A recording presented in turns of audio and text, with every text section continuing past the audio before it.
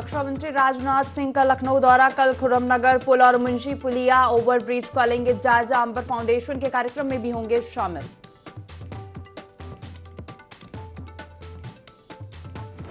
अधिवक्ताओं की हड़ताल को लेकर अखिलेश यादव का बीजेपी पर हमला। ट्वीट कर लिखा, बीजेपी राज में शासन प्रशासन ही अराजक, डबल इंजन की ताकत से दबाया जा रहा बढ़ता आक्रोश।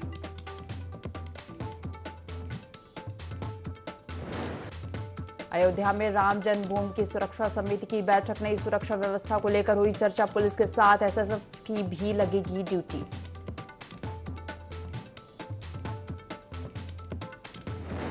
अमरोहा के हसनपुर क्षेत्र में तेंदुए की दहशत। कई लोगों पर किया हमला। तेंदुए को पकड़ने में जुटा वन विभाग।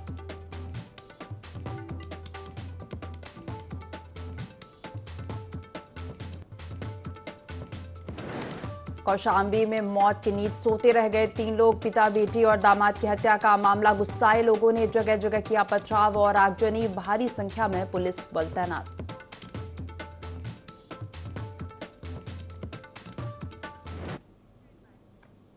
यूपी लाइव देख रहे हैं आप और मैं हूं आपके साथ दिव्या तिवारी। बुलेटिन की शुरुआत करेंगे लखनऊ से आ रही खबर के साथ, जहां रक्षा मंत्री राजनाथ सिंह राजधानी दौरे पर है। 16 सितंबर को सुबह 11 बजे खुर्रमनगर पुल मुंशी पुलिया ओवरब्रिज का जायजा लेंगे। शाम 4 बजे चौक के अंबर फाउंडेशन कार्यक्रम में शामिल होंगे। 17 सितंबर को सुबह 10:30 बजे इंदिरा गांधी प्रतिष्ठान कार्यक्रम में भी शामिल होंगे। आईजीपी में विश्वकर्मा जयंती पर पीएम के विश्वकर्मा कौशल सम्मान के लॉन्च रिले आयोजन में शामिल होंगे। खबर लखनऊ से आपको बता रहे हैं, रक्षा मंत्री राजनाथ सिंह राजधानी लखनऊ दौरे पर हैं। 16 सितंबर को सुबह 11 बजे खुर्रमनगर पुल मुंशी पुलिया ओवरब्रिज का जायजा लेंगे। शाम 4 बजे चौक के अंबर फाउंडेशन कार्यक्रम में भी शामिल होंगे।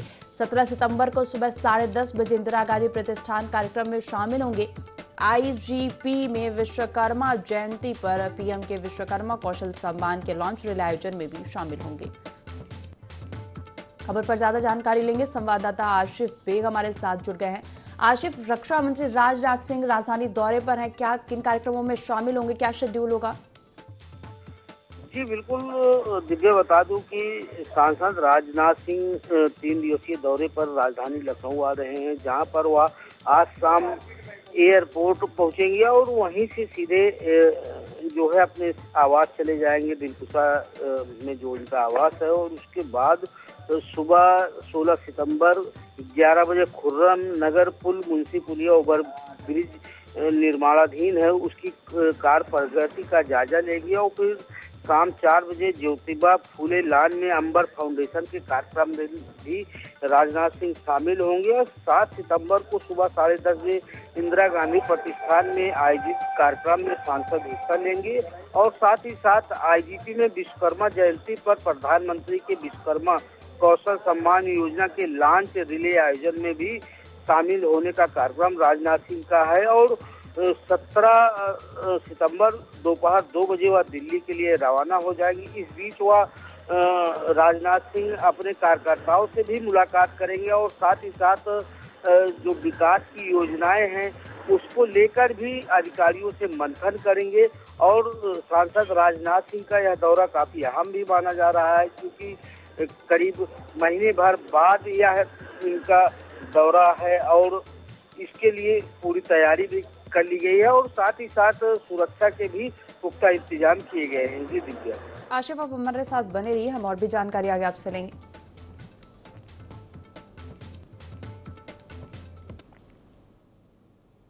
रुक करेंगे लखनऊ से अगली खबर का, जहां सपा अध्यक्ष अखिलेश यादव का ट्वीट सामने आया। उन्होंने ट्वीट कर लिखा कि बीजेपी राज्य में शासन प्रशासन ही अराजक है। बीजेपी अपने खिलाफ आक्रोश को दबा रही है, डबल इंजन की ताकत से ये दबाया जा रहा है। मान सम्मान की लड़ाई अधिवक्ता लड़ रहे, अधिवक्ता बीजेपी सरकार का अहंकार तोड़ेंगे। ज्यादा जानकारी लेंगे, संवाददाता आशिफ बेग हमारे साथ लगातार फोन लाइन पर बने हुए हैं। आसिफ, सपा अध्यक्ष अखिलेश यादव ने ट्वीट किया है और बीजेपी पर निशाना साधा है।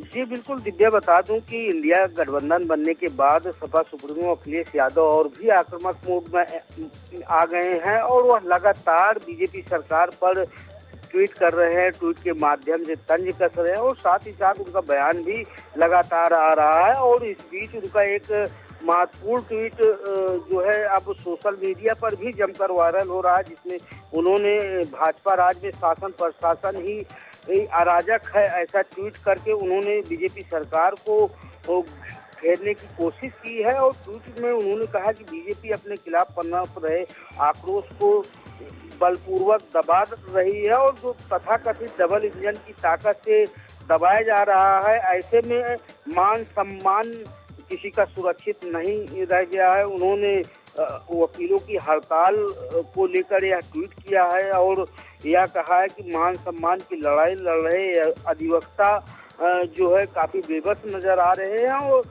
अधिवक्ता भाजपा सरकार का अहंकार जल्द ही तोड़ देंगे। तो कुल मिलाकर जिस तरह से जो है वकीलों की हड़ताल को लेकर कांग्रेस पार्टी ने जहां एक तरफ समर्थन दिया है और जगह जगह प्रदर्शन में शामिल भी हुए हैं, वहीं समाजवादी पार्टी भी अब वकीलों के साथ खड़ी दिख रही है। हालांकि जो है यूपी सरकार और एडीजी येलो प्रसाद कुमार की एक बैठक के बाद वकीलों की हड़ताल खत्म हो गई, लेकिन इस तरह के जो ट्वीट लगातार आ रहे हैं, इससे कहीं ना कहीं सरकार को घेरने की कोशिश की गई। जी दिव्या, आज जुड़ने के लिए और तमाम जानकारी साझा करने के लिए आपका धन्यवाद।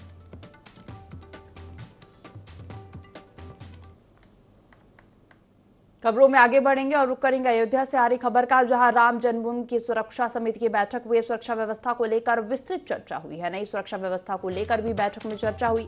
सुरक्षा व्यवस्था में एसएसएफ को जोड़ा जा रहा है। पुलिस के साथ एसएससी भी सुरक्षा में लगाई जाएंगी।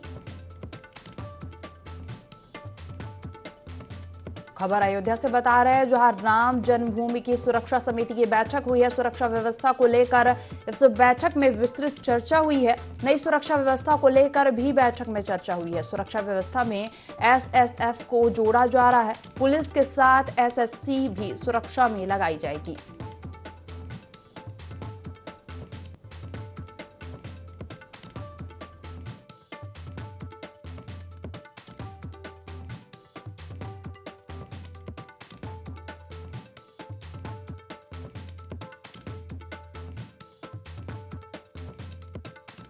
की सुरक्षा समिति की बैठक हुई है। सुरक्षा व्यवस्था को लेकर इस बैठक में चर्चा की गई। नई सुरक्षा व्यवस्था को लेकर भी बैठक में चर्चा हुई है। सुरक्षा व्यवस्था में एसएसएफ को जोड़ा जा रहा है। पुलिस के साथ एसएससी भी सुरक्षा में लगाई जाएगी। राम जन्मभूमि की सुरक्षा समिति की बैठक, नई सुरक्षा व्यवस्था को लेकर इस बैठक में चर्चा हुई है।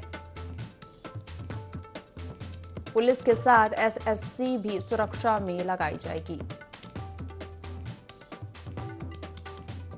खबर अयोध्या से आपको बता रहे हैं, जहां राम जन्मभूमि की सुरक्षा समिति की बैठक हुई है। सुरक्षा व्यवस्था को लेकर विस्तृत चर्चा हुई। सर, जन्मभूमि तीर्थ स्थल की स्थायी समिति का आज बैठक हुआ है। इस तीर्थ स्थल की सुरक्षा से संबंधित सभी विभिन्न इकाइयों का समन्वय करने के लिए यह गोष्ठी आयोजित की गई है। इसमें सुरक्षा व्यवस्था के बारे में विस्तृत चर्चा हुई है। नवीन सुरक्षा व्यवस्था के बारे में भी चर्चा हुई है। अभेद्य सुरक्षा बनाने के लिए हर संभव प्रयास किया जा रहा है। एसएसएफ को इस सुरक्षा व्यवस्था में जोड़ा जा रहा है। यहाँ का स्थानीय पुलिस और प्रशासन के साथ साथ एसएसएफ भी इस कार्य में जुटकर लगेंगे। खबरों में आगे बढ़ेंगे और रुक करेंगे अमरोहा से आ रही खबर का, जहां आदमखोर तेंदुए की दहशत। तेंदुए ने कई लोगों पर हमला किया है। वन विभाग ने तेंदुए को पकड़ने के लिए जाल बिछाया। हसनपुर क्षेत्र के गांव अलीपुर खादर जंगल का मामला बताया जा रहा है। खबर अमरोहा से है, जहां आदमखोर तेंदुए की दहशत। तेंदुए ने कई लोगों पर हमला किया। वन विभाग ने तेंदुए को पकड़ने को जाल बिछाया है। हसनपुर क्षेत्र के गांव अलीपुर खादर जंगल का मामला बताया जा रहा है। खबर पर ज्यादा जानकारी लेंगे। ब्यूरो चीफ विनय मिश्रा हमारे साथ फोन लाइन पर जुड़ गए हैं। विनय आदमखोर तेंदुए की दहशत देखने को मिली है और कई लोगों पर तेंदुए ने हमला भी किया है। बिल्कुल दिव्या, आपको यहाँ बता दूं कि अमरोहा में आदमखोर तेंदुए का आतंक जो है लगातार जो है कई महीनों से बरकरार है और वन विभाग द्वारा जो है अभी कोई ठोस कार्रवाई नहीं की गई है। और एक आदमखोर तेंदुए का जो है वीडियो भी लोगों ने बना करके वायरल किया है, जम करके वीडियो भी वायरल हो रहा है। लेकिन प्रशासन द्वारा जो है तेंदुए को पकड़ने में भी नाकाम है और वन विभाग जो है इसको पकड़ने के लिए प्रयास है, लेकिन अभी उसको सफलता नहीं मिल पाई है और कई लोग जो है इसके शिकार भी हो चुके हैं। ग्रामीण जो है शाम होते ही जो घर से निकलना भी बंद कर दे रहे हैं। तो ये माना जा रहा है कि पूरी तरीके से अमरोहा के जो ग्रामीण इलाके हैं वहाँ पे जो है आतंक जो पूरी तरीके से जो है तेंदुए का छाया हुआ है और प्रशासन द्वारा भी कोई ठोस उपाय नहीं किए गए।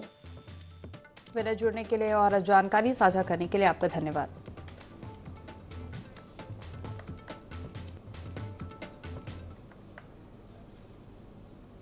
कौशाम्बी में ट्रिपल मर्डर की घटना सामने आई है, जहां 3 लोगों की हत्या से इलाके में सनसनी फैल गई। बता दें कि जमीनी विवाद के चलते पिता, बेटी और दामाद की हत्या की गई। घटना के बाद पूरे इलाके में अफरा तफरी मच गई। वहीं आक्रोशित ग्रामीणों ने कई घरों में आगजनी कर दी। हालांकि सूचना मिलते ही पुलिस ने मौके पर पहुंचकर कार्रवाई शुरू कर दी है।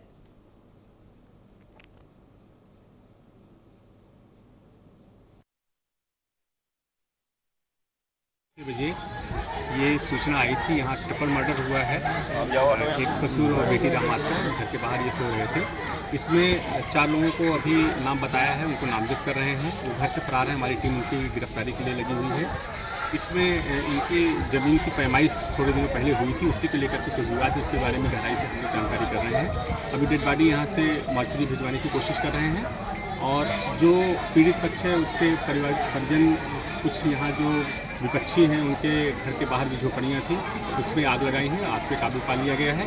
फिलहाल स्थिति सामान्य है। हम लोग यहाँ मौके पर मौजूद हैं और जो विधिक कार्रवाई है वो आयुष्मान भारत योजना के सैचुरेशन, अंगदान प्रतिज्ञा, रक्तदान ड्राइव और गैर संचारी रोगों की स्क्रीनिंग के लिए देश भर में राष्ट्रपति श्रीमती द्रौपदी मुर्मू ने आयुष्मान भव अभियान का शुभारंभ किया, जिसका सीधा प्रसारण पंडित माधव प्रसाद त्रिपाठी मेडिकल कॉलेज में दिखाया गया।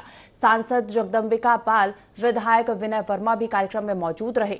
सांसद जगदम्बिका पाल ने कहा कि पूरे देश में पहली बार आयुष्मान भारत भव के कार्यक्रम का आयोजन किया जा रहा। आयुष्मान भव प्रधानमंत्री के जन्मदिन 17 सितंबर से 2 अक्टूबर राष्ट्रपिता महात्मा गांधी के जन्मदिन तक सेवा पखवाड़ा के रूप में मनाया जाएगा। इस दौरान कार्यक्रम में जिलाधिकारी संजीव रंजन, मुख्य चिकित्सा अधिकारी doctor Vinod Kumar Agarwal, doctor AK Jha, doctor DK Chaudhary समेत जनपद के सभी अधिकारी कर्मचारी मौजूद रहे।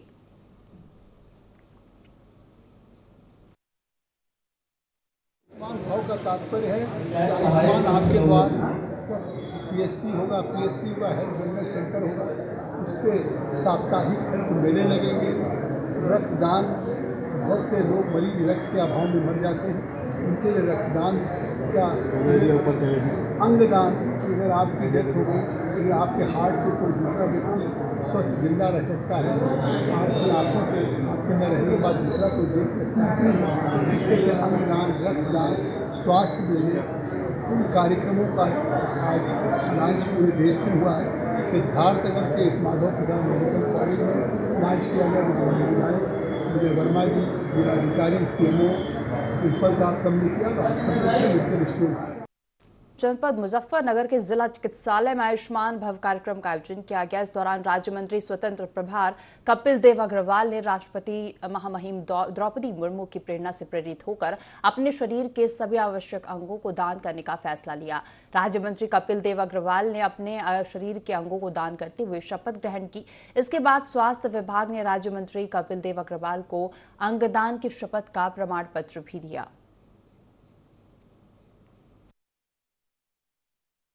आयुष्मान भव हमारे राष्ट्रपति आदरणीय द्रौपदी मुर्मू जी के द्वारा राष्ट्रीय स्तर पर महायोजना शुरू करी स्वास्थ्य के लिए। आयुष्मान भव यानी सभी सुखी हों और सभी स्वस्थ हों। अंगदान यानी मृत्यु के पश्चात कोई भी व्यक्ति अपने पूरे शरीर का अंगदान कर सकता है। नेत्र हैं, हृदय है, लीवर्स हैं, इन सब का अंगदान कर सकते हैं।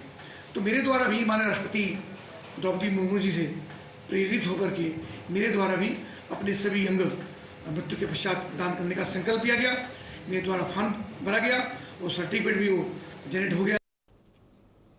वाराणसी के दशाश्वमेध घाट पर होने वाले विश्व प्रसिद्ध नित्य संध्या मां गंगा की आरती में 5वीं बार G20 डेलीगेट शामिल हुए। इससे पहले Y20 के अतिथि भी शामिल हुए थे। डेलीगेट्स रविदास घाट से एक क्रूज पर सवार होकर दशाश्वमेध घाट पहुंचे, जहां 45 मिनट तक मां गंगा की आरती में शामिल हुए। इस दौरान गंगा सेवा निधि ने 5151 दीपों से घाट को सजाया।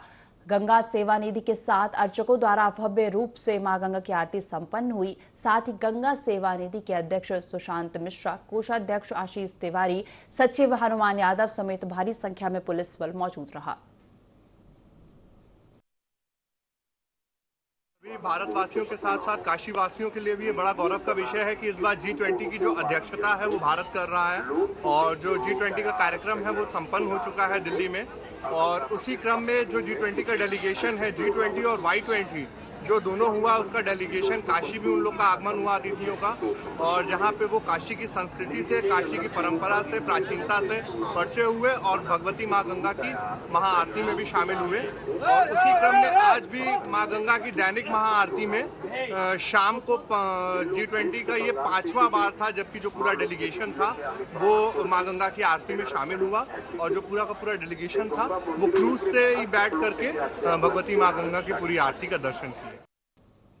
शाहजहांपुर में भाजपा विधायक चेतराम और बिजली विभाग ने संयुक्त चौपाल का आयोजन किया, जिसमें इलाके की बिजली से जुड़ी समस्याओं का निराकरण किया गया। इस दौरान भाजपा विधायक ने कहा कि किसी भी कीमत पर ग्रामीण क्षेत्रों में बिजली की समस्या नहीं होनी चाहिए। बिजली विभाग 93 करोड़ 44 लाख से पुवाया विधानसभा में बिजली का कायाकल्प करेगा। चौपाल का आयोजन पुवाया ब्लॉक के चौठेरा गांव में हुआ, जहां भाजपा विधायक चेतराम और बिजली विभाग के अधीक्षण अभियंता समेत बिजली विभाग के कई अधिकारी मौजूद रहे। विधायक जी के द्वारा एक सतत प्रयास किए जा रहे हैं। हमारा काम है कि जो समस्याएं हैं उनका निस्तारण करेंगे। कुछ कमियां हैं हमारे विभाग में भी हैं, हमारे कर्मचारियों में भी हैं। हमारी सोच है कि हम उनको दूर करेंगे। कि हम ये जो कार्य कर रहे हैं ये बिना आपकी सहमति से संभव नहीं है। अगर आप बिल जमा नहीं करेंगे, समय से भुगतान नहीं करेंगे, तो हम लोग जो है इस व्यवस्था को उतनी तेजी से नहीं कर सकते, क्योंकि यही पैसा आपका आप ही के लिए लग रहा है। और जो समस्याएं वो हमको बताएं, हम दूर करेंगे। हमारे जनपद के बिजली विभाग के सबसे बड़े अधिकारी एसी साहब भी यहाँ पर उपस्थित हैं। ये हमारा जनसंपर्क कार्यालय है। हर बुध को हम यहाँ आते हैं और मेरी कल बात हुई तो मैंने कहा साहब हमारे यहाँ की बहुत बिजली की समस्याएं हैं। सोनभद्र में आबकारी विभाग को बड़ी सफलता मिली है। एक डीसीएम ट्रक से 656 पेटी अवैध अंग्रेजी शराब बरामद की गई, जिसकी कीमत करीब 55 लाख रुपए बताई जा रही है। पुलिस ने मौके से 2 तस्करों को गिरफ्तार किया है। पंजाब से सोनभद्र के रास्ते ये शराब बिहार ले जाई जा रही थी। एसओजी थाना कर्मा और आबकारी विभाग ने संयुक्त रूप से कार्रवाई की है।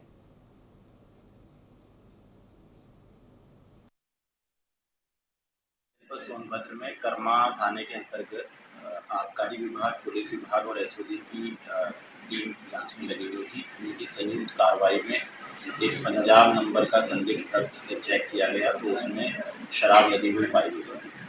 इसमें 2 लोगों को पुलिस ने गिरफ्तार किया है। दोनों लुधियाना के रहने वाले हैं। इन लोगों के द्वारा बताया गया कि लुधियाना से शराब को लाद के जो 655 पेटियां शराब है, 5840 लीटर शराब है और मार्केट में भी लगभग 55 लाख की उसको शराब को लाद कर ये लोग बिहार लेके जा रहे थे। उसी के दौरान चेकिंग में सोनभद्र में पकड़े गए। आगरा में बाल शिशु गृह में बच्ची से मारपीट का मामला सामने आया, जिसके बाद मामले में संज्ञान लेते हुए अधीक्षिका को निलंबित किया गया और मंडल आयुक्त ऋतु माहेश्वरी ने मुकदमा दर्ज करने के आदेश दिए। ऋतु माहेश्वरी ने कहा कि इस तरह का व्यवहार बर्दाश्त नहीं किया जाएगा।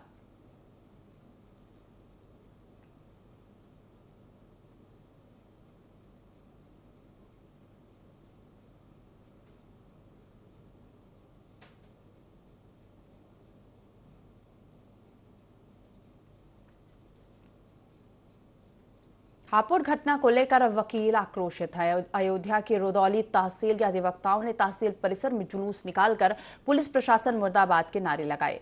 प्रदेश सरकार का पुतला फूका। साथ ही अधिवक्ताओं ने मुख्यमंत्री के नाम 4 सूत्रीय मांग पत्र उप जिलाधिकारी को सौंपा।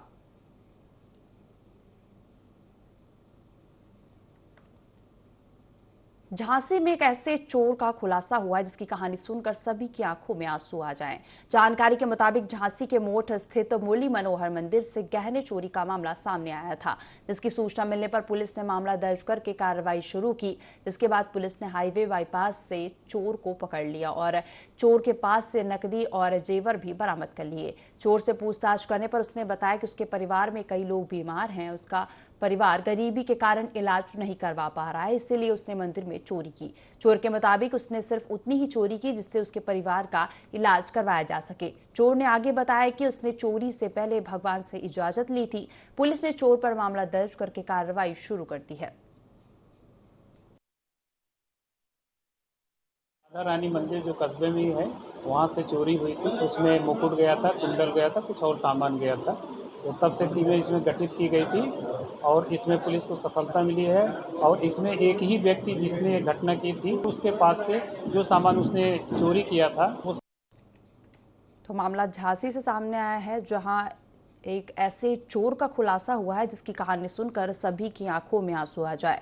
जानकारी के मुताबिक झांसी के मोठ स्थित मुरली मनोहर मंदिर से गहने चोरी का मामला सामने आया था, जिसकी सूचना मिलने पर पुलिस ने मामला दर्ज करके कार्रवाई शुरू की। जिसके बाद पुलिस ने हाईवे बाईपास से चोर को पकड़ लिया और चोर के पास से नकदी और जेवर भी बरामद कर लिए। चोर से पूछताछ करने पर उसने बताया कि उसके परिवार के कई लोग बीमार हैं, उसका परिवार गरीबी के कारण इलाज नहीं करवा पा रहा है, इसलिए उसने मंदिर में चोरी की। चोर के मुताबिक उसने सिर्फ उतनी ही चोरी की जिससे उसके परिवार का इलाज करवाया जा सके। चोर ने आगे बताया कि उसने चोरी से पहले भगवान से इजाजत ली थी। पुलिस ने चोर पर मामला दर्ज करके कार्रवाई शुरू कर दी है।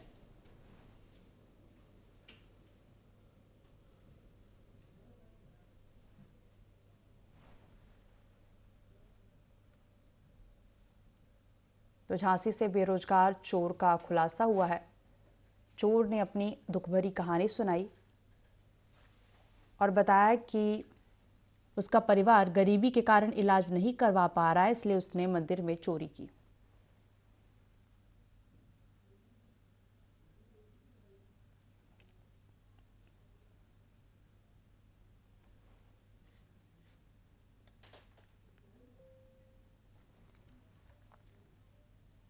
इस बुलेटिन में फिलहाल इतना ही। आप बने रहिए IND 24 के साथ। नमस्कार।